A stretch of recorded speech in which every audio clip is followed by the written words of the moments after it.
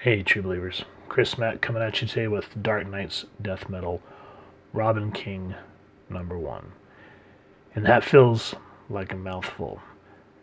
I'm enjoying this Robin King that they've been introducing. It's a very weird character, and that's why I like it. Because I've had some people say, well, why are you enjoying the villains? And it's not so much that they're villains, it's just an interesting take on our normal heroes. So with that said, this is just like another Bruce Wayne from a dark multiverse. It's just kind of interesting that this one chose Robin. And again, opens up with the death of Martha and Thomas Wayne, because that's fresh and original. But nonetheless, what makes this interesting is how everything's kind of here done in silhouette. And, he's standing here at Mother and Father's grave with the caretaker. It's like he doesn't really call anybody by their names. He just uses like titles. Here, now he stands at their graves with his caretaker. Through worn souls, the caregiver can feel the beating of 1,000 wings just below the ground. In the artistic take on this book, I had to get into it. It was not a style I was accustomed to, because it just, for me, like, I can maybe see this like in Johnny the Homicidal Maniac or Invader Zim. But in terms of DC Comics, I don't know.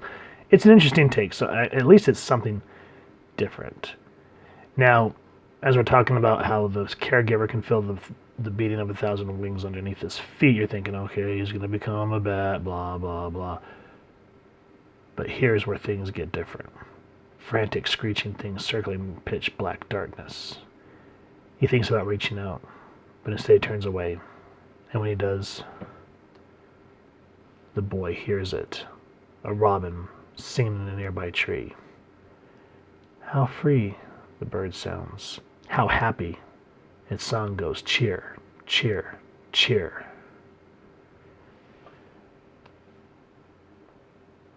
The song speaks to his heart. It's how he felt ever since he shot his parents in that alley. And as the caregiver walks away, the boy makes an oath. Yes, he thinks. Yes, Father. I shall become a robin. So when I first opened this and I saw we were going back over the death of his parents, I was like, I kind of was ready to check out. But from here to here, boom, I was in. I was like, whoa, this is kind of different. I can get behind this pretty quick. That's really an interesting take on Bruce Wayne. And then what I like in terms of pacing of the story is, even before we get into any type of narrative or anything like that, we get a POV shot. We see the hands like tinkering, kind of like... But anyway, this is the Robin King working on his utility belt and spending majority of the Wayne Foundation money to build this thing. And there's a lot of reading here, yes, but it's interesting because it says he tinkers and tinkers. People worry about the money he's spending, but he does not pay attention. He hides his real intentions. He is becoming the robin, a bird that remains cheerful, happy as it conquers. The robin is the most populous bird in the country, after all. And it says it particularly likes areas that have, in this time about the robin, robins particularly like areas that have been ravaged by fire or storm. It thrives amidst death and suffering. And so will he. He will kill the ones who call themselves heroes, the old guard, the moms and dads and false idols, anyone who tries to force him to be good, to care. He will inspire a new generation of youth. No darkness, no caves, no bats. He'll burn the old alive, and the young will follow him, and they will nest in the destruction. So you can kind of see how he doesn't want to take the way of the bat. He kind of wants to have make like a twisted version of happy. You know what I mean? And so we kind of get some backstory from the last issue of Metal, which we'll go ahead and pass that. But this is the Robin who would be king. And this is, once I saw this is why I knew I was going to be in good hands. Peter J. Tomasi, story and words. Right then I was like, this is going to be okay. I'm okay with this. And then Riley Rosmo is the artist. Ivan Placencia is the colorist. Rob Lay is the letterer. And then here's everyone that's working on the book. And then here, Superman created by Jerry Siegel and Joe Shuster. And then Batman's created by Bill Finger with Bob Kane. Now, I don't want to get into all of this because you've really had to have read Metal. But what I like is once you kind of get past some of that, you get back into the past of how this Robin King came to be. And it shows him stalking Gotham. And it's Bullock and all them trying to catch him, Montoya. And again, a moment ago we saw how the Robin was resourceful, working on his utility belt. And right here, this is going to be a spoiler, just heads up. On top of there's this Robin light on the roof. The thing was a gift from Wayne Enterprises, a signal with a bird at the center to celebrate spring, Gotham, whatever. When Jim turned it on, though, there was a hidden microwave cannon in it, and his face, it was bubbling, Renee. And then the Robin King's light, more like sizzling, to be fair. And then Firestorm comes in, and Robin King wastes no time. He finds a way to dispatch him, and oh my goodness. Yeah, it just shows how he has the smarts of Bruce Wayne, but like the agility of like Dick Grayson and Jason Todd and Tim Drake. And so we get these older characters, which I'm not 100% versed on, so I don't really want to waste too much time on them. Suffice it to say, it is really intense, but what I really like is he goes after, the Hawks come after him. And it's talking about here how the boy grins. The buildings in this area are all Wayne property. It's why he's chosen to fight here. The lightning rods are dusted with everything from kryptonite to nth metal. Again, he feels the eyes on him. Talking about like children, because he wants to be a role model to show all the younger generation how to come up and surpass the youth, or to usurp the old generation. And so while he's hearing this cheer, cheer, cheer, and I like how this is done in silhouette, and dual impels Hawkman and Hawkgirl. And of course, you know how Batman always likes to fight, or Bruce Wayne, should we say in this instance, likes to fight on his home turf, just like in The Dark Knight Rises, or Dark Knight Returns, and he fights Superman there in Crime Alley. Same concept applies here.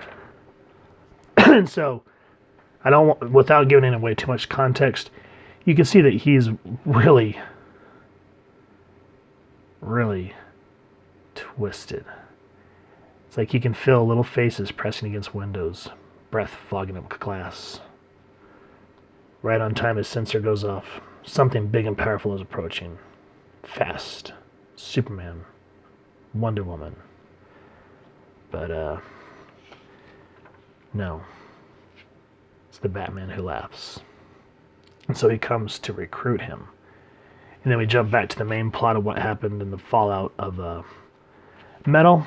And there's some interesting things that happen with Animal Man and Booster Gold and what's the other guy's name? Hold on. I'm just going to give you the names, and Red Tornado, but I don't want to spoil that because, yeah. But nonetheless, just one little panel.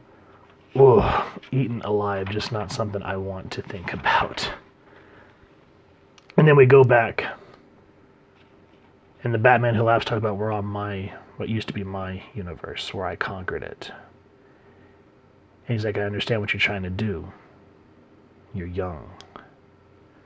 He even says, here he goes, I know you want to be a bird, but that's because you're still young.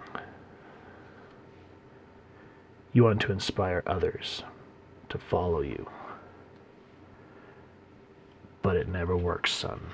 Good evil. There is no higher calling. And so we come to see how he takes all these Robins, and it basically introduces the way that they become the Crows or the Groblins, whatever we call them. And again, I can't remember which issue of the main death metal title it is where he says, hey, you're going to become the Robin King. So this shows how he duped this kind of rogue character into becoming a Groblin at one point in history. How he does it, how this one's able to survive, I don't want to give that away. I want you to read the book. But he says that he was eventually released just as a distraction so that the Dark Knight or the Batman Who Laughs can go on with his plans. And right here it says, eventually when the one who laughs evolved, he set the boy free again. Not because the one who laughs believes the boy.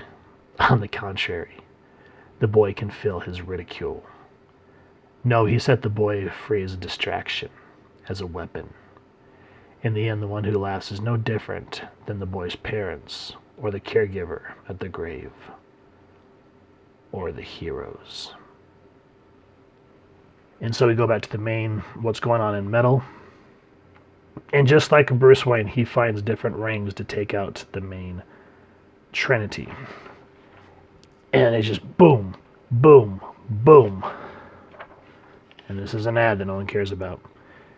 And then there's a moment with this cosmic Batman. I don't know if this thing that becomes this sort of like Galactus type character is supposed to be the Batman Who Laughs or not.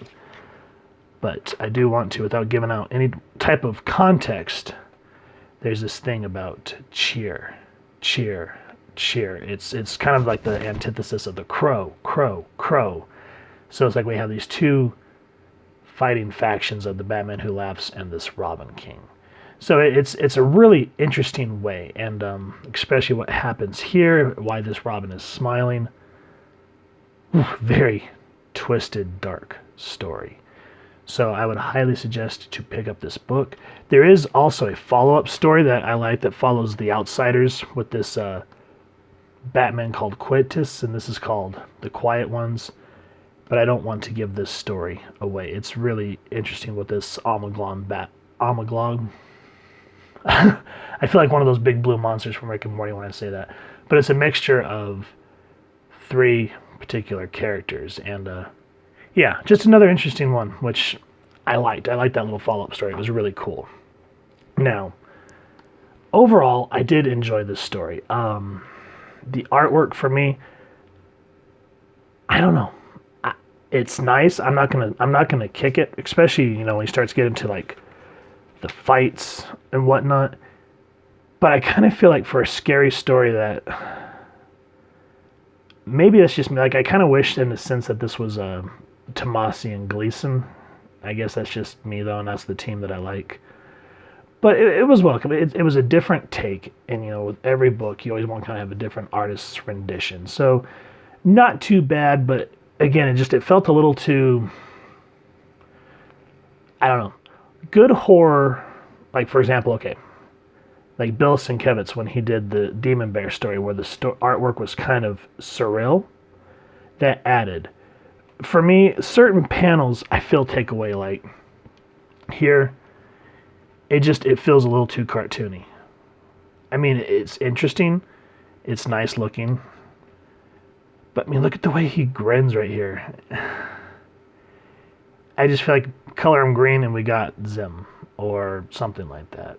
So in a main comic book, I don't know. I just wish it was just a little bit more tight. Like, I can't think of an artist off the top of my head. Like maybe like Jim Lee tight or something like that, or someone who's better at horror. I don't know. Let me know what you guys think down in the comments. So overall, the artwork's not too bad.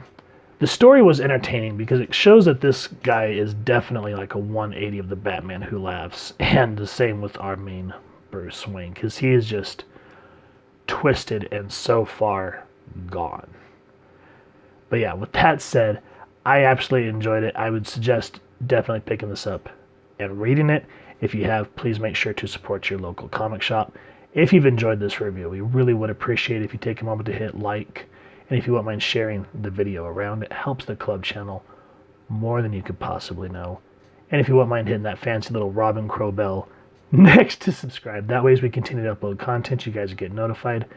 You can come to the channel, and we love just having a dialogue and hearing your feedback down in the comments below or on our social media pages, which I'll make sure to leave the links down in the description below. So with all that said, thank you so much for stopping by. I hope you all continue to have an absolutely amazing day reading, and happy hunting, true believers.